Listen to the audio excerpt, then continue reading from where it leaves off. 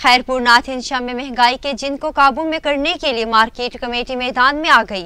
महंगा सौदा बेचने वाले दर्जनों दुकानदारों पर जुर्माना आयद, जबकि 4 दुकानदारों के लाइसेंस मुअत्तल कर दिए गए। मजीद जानते हैं इस रिपोर्ट में।